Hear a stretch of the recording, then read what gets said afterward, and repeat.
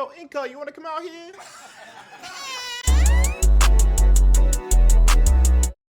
How's it going on, everybody? It's your boy Incog back at it again with another Draft League analysis video. Now, of course, everybody, this is going to be UBL Season 7, I believe, and your coach of the Boston Syndicals is back. If I sound sick or if I start talking off the rails, it's because I am sick. I've been sick for a long fucking time and I fucking hate it here. However, that should not deter you from watching this video and leaving a like, commenting, and subscribing today. And check out my Discord server in the description if you want to see when my videos go live or even be a part of content that I record on occasion. So with that being said, we had the second overall pick in the UBL Season 7 draft, and I did something that I usually don't do. I went with a different strategy with drafting. I went with things that I know how to use, but also I went with a strategy where I didn't grab this crazy top tier like 19 or like 18 point Mon. I don't think I grabbed anything above 16 points. So what I did is I just grabbed everything that was convenient for me to get that people will take in later rounds and screw them over basically by picking those Pokemon and then grabbing the things that I felt like were more important towards the middle of the draft where people might be thinking about them, and then going with the obvious like things just like in general to cover up holes in my team. So with that being said, guys, second overall pick. Oh man, it was I've had high picks before in drafts, and I think last time I was in UBL I had like the third pick maybe, and I did terribly. I went 0-9, funny enough. So this is just a revenge tour for your boy, so let's hope we can do that. With regards to everybody else, I think my team looks great. I don't think it's the best team in the world. I think it definitely has a lot of holes, but that can easily be rectified through trades throughout the season. I think we get 3 free agent transactions, so who knows how that could work for later. Regardless, let's talk about the team. So first overall pick that I got was Tyranitar for 14 points. I got sniped to this last time, fun fact. Shout out to Dr. Slacking. Fuck you for taking Tyranitar, because I definitely want an extra Tyranitar instead of extra Hippowdon, despite, in my opinion, like Hippowdon being like, I guess a little bit better, but Tyranitar has so many better options that I really wanted Tyranitar to come back up, and that was my mistake, of course. So last time we didn't get Tyranitar, but this time we picked him first overall, mostly because Tyranitar to me is a versatile Pokemon. And also, before I keep going, all Pokemon will be on screen for the duration of this. You may see like the sprite change, but they're going to be all on screen. So you don't have to like just skip to the end. You can just look at the screen and be like, oh, okay, he has these Pokemon, and then you can just listen to my buttery voice. But regardless of that, Tyranitar is a really good rock dark type, really good sand user. Doesn't even really need to use sand. You really don't even need a sand sweeper on your team for Tyranitar to just be good. It's been good every generation of Pokemon that it's been a part of course, and overall I still think that losing Pursuit through Gen 7 to Gen 8 was terrible for Tyranitar, but it still does a lot of good work. Can be a mixed set, could be a really nice rocker. It can do a lot of good things. It could be a very bulky Pokemon, and a Pokemon that'd be harder to deal with for most coaches, because Tyranitar is just that guy. But regardless of that, good physical options, good special options, and overall a really bulky Pokemon. And we're gonna see that happen throughout this season, of course. Regardless of that fact, number 2, we picked up Norlax. When it came all the way back up to us, we said, fuck it, let's go grab our mid-round picks at 2nd and 3rd. So the first one is Norlax at 12 points. Norlax is a Pokemon I think is like Melmetal to me, where if I see it, I'll draft it if it's like good with my plan. If it's not good with my plan, then I don't think drafting it would be good. So there is that. Regardless of that fact, Norlax and Tyranitar working together is not great because they're both weak to fighting, of course, but outside of that, really, something like a Dragon Bolt could try to beat up on both these Mons, and Tyranitar can come in on ghost moves, and Norlax can come in on other moves, since it is an astoundingly, specially bulky Pokemon. I said that weird. But regardless of that fact, Norlax is a really dope Pokemon for this team. Once you see the team overall, like as I keep talking about each pick, you'll understand why I picked them. But mostly Norlax is here to be more of a special defensive wall, and on top of which, I think just having a really good bulky normal before most people are grabbing their like normal types and such is actually a really good strategy to have, because honestly I really wanted this Pokemon, and I'm glad I picked it up early, because the next Pokemon I picked up was Swampert. This Pokemon is also a very early selection at round 3, of course, but the advent of needing a Pokemon that can get good momentum off with Flip Turn, as well as just be bulky, just like Tyranitar and Norlax, but also only maintaining one weakness of Grass, is actually really, really convenient for us. Because while Swampert definitely takes neutral from like damn well everything, I think Swampert is still a really dope Pokemon to have on this team. We have mostly physical attackers right now, so I really wanted a Pokemon that could do both, quite literally. Like, it's kind of meme-ish to go with a special Tyranitar unless it's really, really good, that matchup. But Swampert can do both and still maintains that energy and still is like, hey, I'm still fucking here, you know what I mean? But we'll see how it goes. Swampert's definitely a really good pickup. At least at round 3, I think it was early as fuck, but like that was the point of this team, to pick up my early picks early, literally, or well, my late picks early, and then grab everything else afterwards. But regardless of that fact, Swampert kind of fills a niche of having another rocker that would actually prefer to run rocks. So I might run 4 attacks assault with Tyranitar some days, or I might just run some other crazy shit on Tyranitar without considering rocks.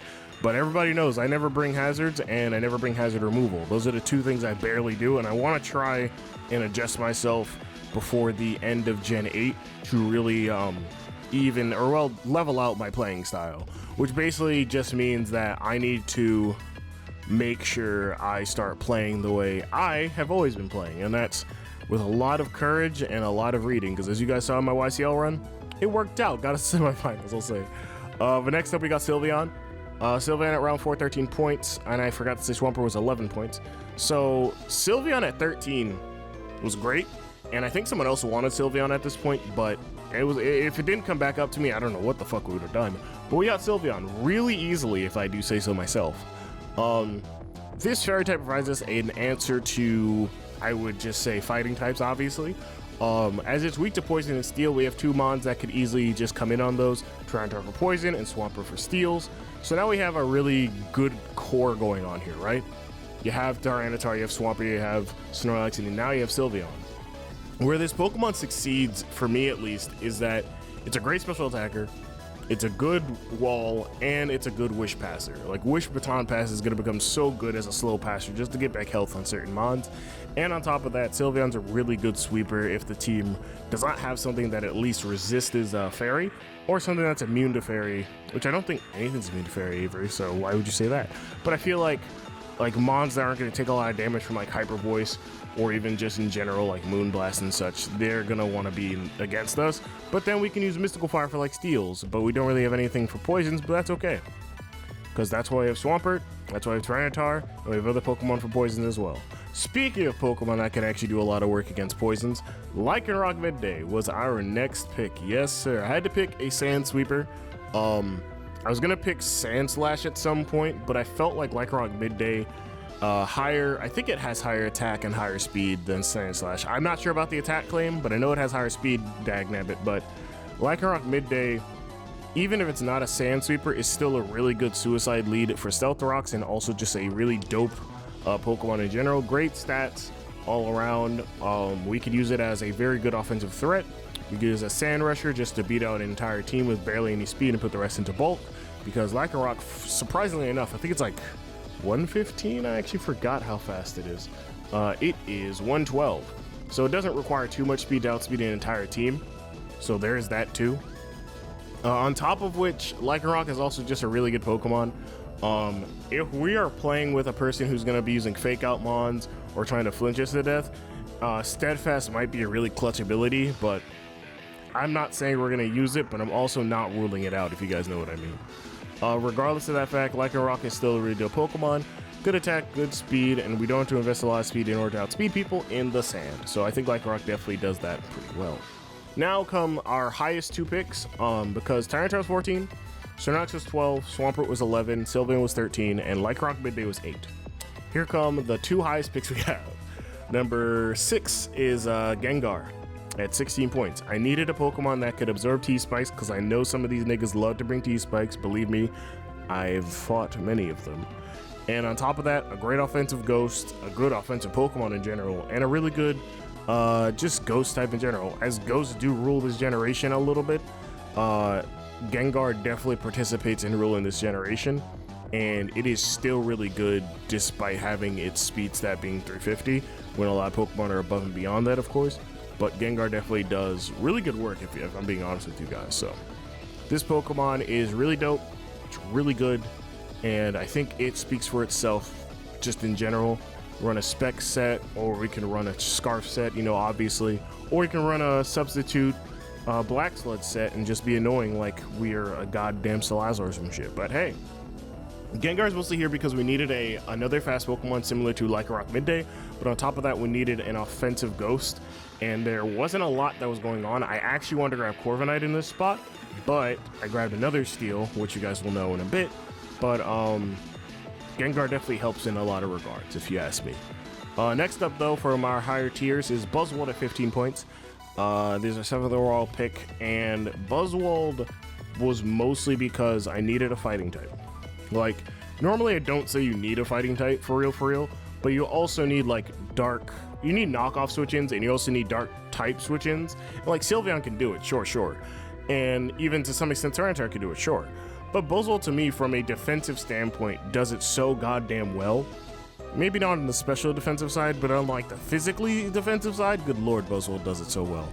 And on top of that, at first it was meant to be a Defogger.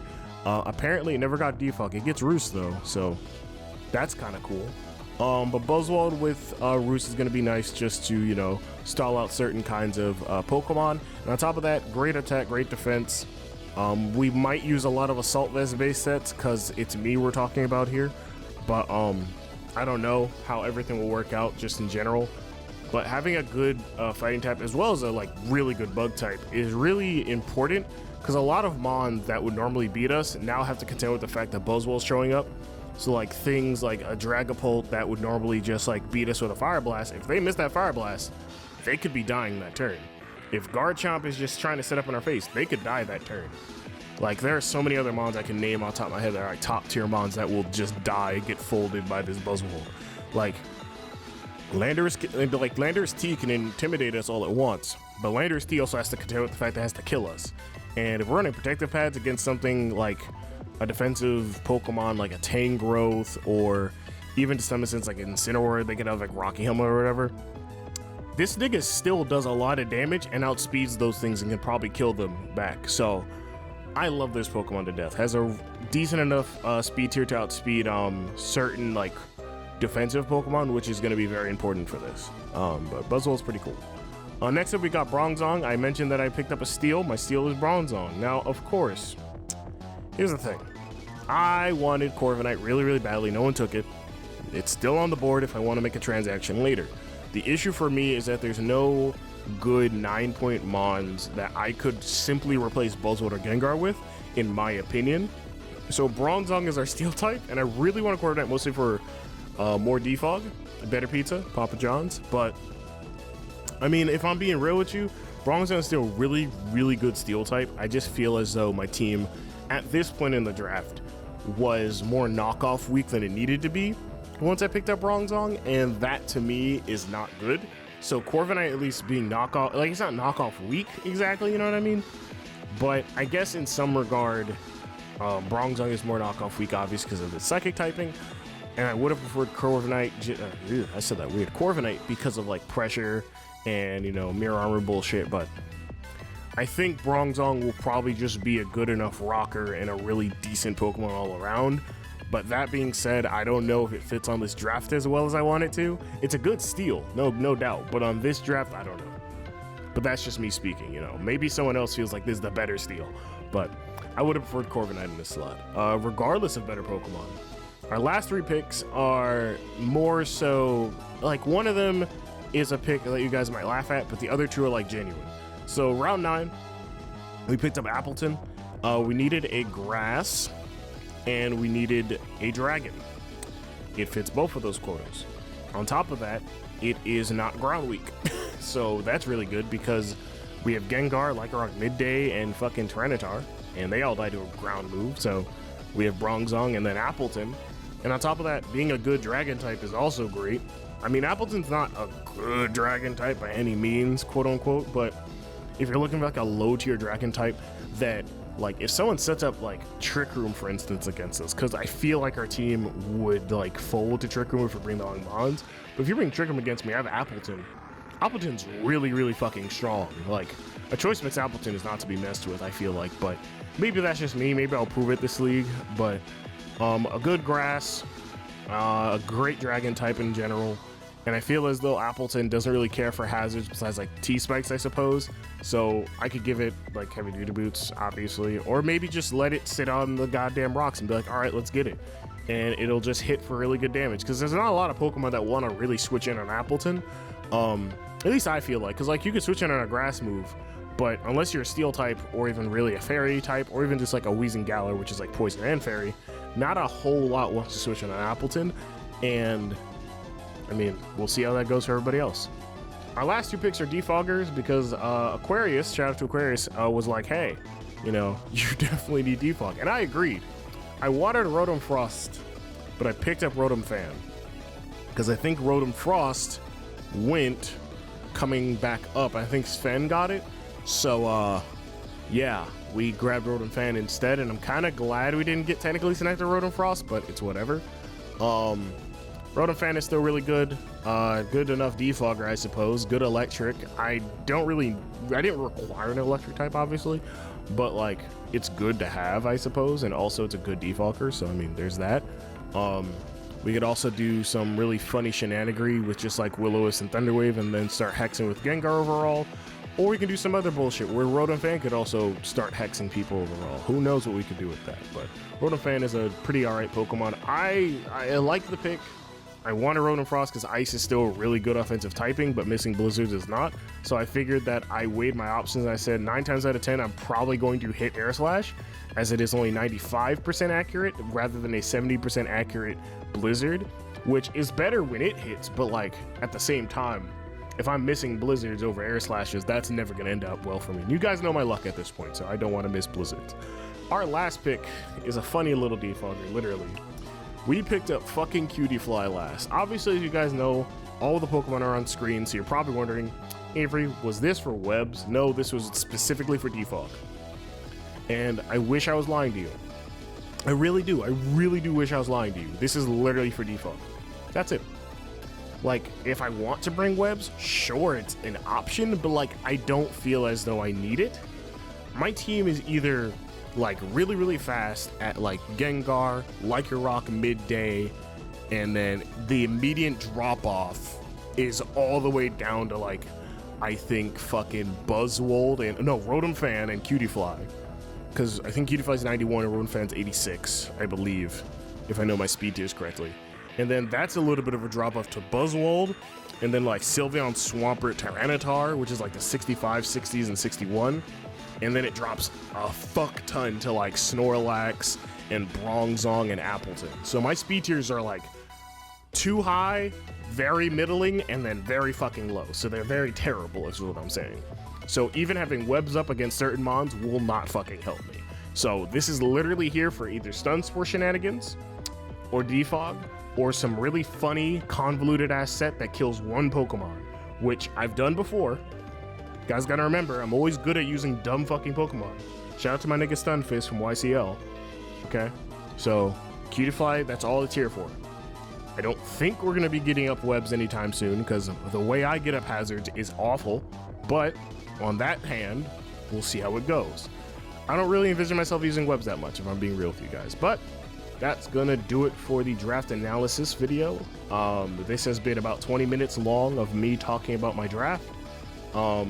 So you guys understand that, for one, I am going to try my hardest to not go 0-9 a second straight time in this league. And number two, if I know my schedule correctly, we play Sven, Goldoa Dragon, Aquarius, Otto, Jack, aka Gravy, Irish, Sally Mumble, Matt, and then ending off the season against Root. So this is going to be a fun 9 weeks. A lot of these people I've either never beaten, and some of them I've never played. And then people like Sven, me and Sven, you know, go back and forth with beating each other. Yeah, there's some new names, there's some old names, and even a bear. You guys get what I'm saying. But yeah, hopefully we can get to playoffs in this league, and hopefully we can try and win the whole damn thing. I don't know how it's gonna go. But thank you guys for watching. If you guys did like this, leave a like, comment, subscribe, join the Discord down below, as I said at the beginning of the video, everybody. But that's going to do it for me, boy Incog, and checking all the other coaches in the UBL. But it's been me, and it's been you. So let's get out of here, shall we?